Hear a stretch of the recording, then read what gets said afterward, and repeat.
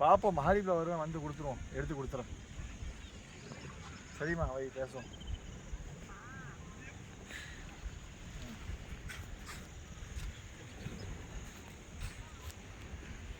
சரி.